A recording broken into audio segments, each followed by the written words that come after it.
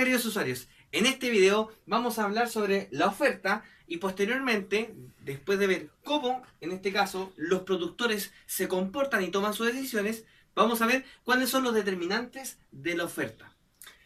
En primer lugar, la oferta son todos aquellos productores, ¿cierto? U oferentes que, en este caso, ponen a disposición del mercado o a disposición del consumidor algunos productos los cuales los venden. En el video anterior, cuando vimos lo que era la demanda, eran los consumidores y eran aquellos que compraban los productos. En este caso, estamos hablando de las empresas, productores u oferentes que ofrecen y venden productos. Esta es la contraparte del consumidor. Por tanto, ¿cuál es el comportamiento que adopta este oferente? Supongamos que tenemos un precio 1 y tenemos una cantidad 1. La cantidad en este caso es la cantidad ofrecida y este es el precio al que se ofrece en el mercado. Entonces, si nosotros tomamos, ¿cierto? En el plano cartesiano, el punto donde se encuentran ambos, que es, en este caso serían las coordenadas, tenemos que a ese punto el oferente ofrece tal cantidad a tal precio. ¿Cómo se comporta en este caso el oferente? Es bastante simple. El oferente, en este caso, se rige por la ley de la oferta. ¿Qué dice la ley de la oferta? Que a medida que yo voy aumentando el precio, en este caso el precio, al igual que la demanda, es un incentivo. En el caso de la demanda, es un incentivo cuando baja el precio. ¿Por qué? Porque aumenta la cantidad demandada. En este caso, el incentivo de los empresarios es que a medida que aumenta el precio, ellos ven que en este caso el producto ofrece más utilidades. Y por tanto, como los empresarios siempre buscan maximizar su utilidad o obtener la utilidad mayor posible, entonces siempre que aumente el precio, ellos van a ofrecer más. Por tanto, si yo tengo un precio P2, obviamente voy a tener un punto donde la cantidad ofrecida va a ser mayor. Si yo tengo un precio P0, obviamente voy a tener una cantidad Q0, cantidad ofrecida Q0, que va a ser menor a las dos anteriores donde los precios son más altos. Por tanto, aquí yo podría tirar la línea, ¿cierto? Y en ese caso obtenemos la curva de oferta. ¿Ya? Entonces, este es el comportamiento que asume, en este caso, el productor. El siguiente caso que vamos a ver, ¿ya? Es el de las determinantes. Pero antes de eso, ¿ya? Tenemos que ver algo bastante simple. Al igual que en la demanda, cuando nosotros tenemos, en este caso, un gráfico como este, tenemos, por ejemplo, un punto aquí con un precio dado y una cantidad ofrecida dada. Entonces tenemos que diferenciar dos cosas. En primer lugar, un movimiento sobre la curva cuando hay algún cambio en alguna de las variables y un desplazamiento. Cuando hablamos de cambios en el precio o cambios en la cantidad ofrecida, en este caso, por ejemplo, si dijéramos que aumenta la cantidad o aumenta el precio, eso se llama movimiento sobre la curva. Por ejemplo, si yo les digo que en este caso en el mercado ya de, por ejemplo, los automóviles. Estamos en este caso analizando el comportamiento de las industrias o de las empresas que ofrecen automóviles. Entonces, por ejemplo, si yo les digo que las empresas tuvieron que subir los precios, lo único que va a pasar es que a un precio dado, sabiendo que esta es la función de oferta, vamos a tener que cuando el precio, ese nivel de precio, se intercepte con la curva de oferta, vamos a tirar, ¿cierto?, una línea vertical y vamos a encontrar la cantidad, en este caso, ofrecida para ese precio. Por tanto, aquí no estamos hablando de desplazar la curva, sino que simplemente corrernos hacia ese punto. O sea, del punto 1 al punto 2. Eso se llama movimiento sobre la curva. Y como se pueden dar cuenta, yo lo mismo podría decir. ¿Qué pasa cuando en este caso, considerando solo la oferta, tenemos un cambio en Q2? Obviamente que, por ejemplo, si yo aumento la cantidad ofrecida es porque también aumento el precio, siguiendo la ley de la oferta. Y eso sería movimiento sobre la curva.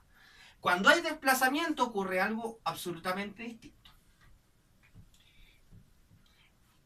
Antes, ¿ya?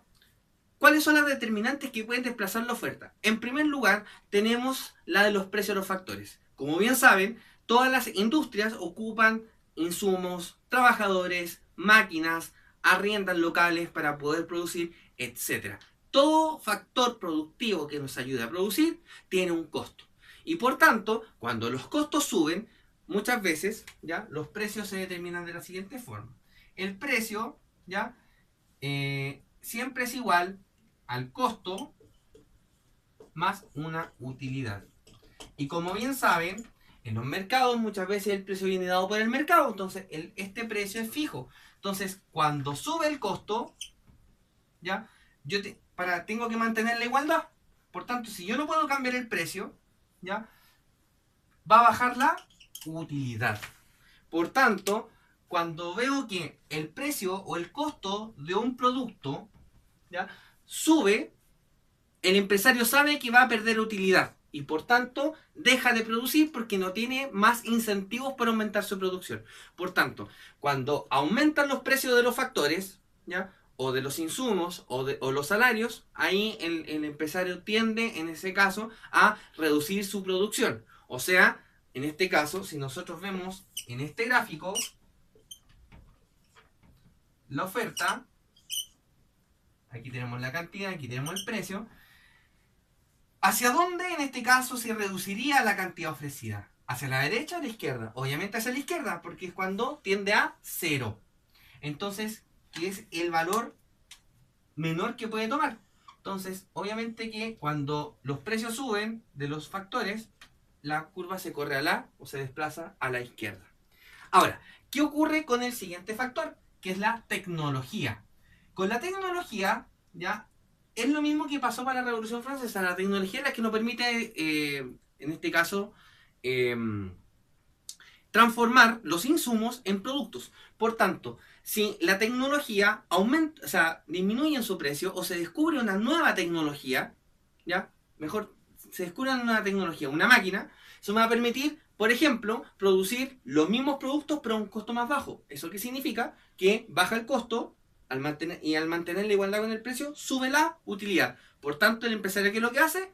Produce más. Y eso hace que, en este caso, como al producir más, ¿cierto? Se da hacia allá, desplaza a la derecha, en este caso, la curva de oferta. ¿Qué otro factor? Las expectativas. Las expectativas son muy importantes. La expectativa es cómo, en este caso, un empresario ve a futuro lo que va a ocurrir. Por tanto, si las expectativas futuras son positivas, o espera que en su negocio a futuro haya una mayor cantidad en este caso, un escenario donde se demanden más de sus productos, es lo que va a hacer, ¿cierto? Es tratar de ampliar su producción. ¿Qué pasa, por ejemplo, si el próximo año hay una crisis económica? La gente tiene menos dinero y por tanto demanda menos bienes o servicios. ¿Y qué hace el empresario? ¿Va a ofrecer más? Obviamente que no. El empresario va a retirar producción porque sabe que no la va a poder vender. Entonces, cuando las expectativas son positivas y aumentan, el empresario, en este caso, aumenta su producción y por tanto hay un desplazamiento de la oferta a la derecha. Cuando en este caso las expectativas son negativas, a futuro, el empresario lo que hace es reducir su producción desplazando su curva a la izquierda. Ahora, hay un último factor que es sumamente relevante, que es el número de empresas. Como bien saben, en la competencia perfecta tenemos, la gracia de la competencia perfecta es que muchas empresas pueden entrar a un mercado y competir. Y puede ser un número ilimitado o infinito de empresas. Por tanto, siempre van a existir muchas empresas que van a querer entrar a un mercado.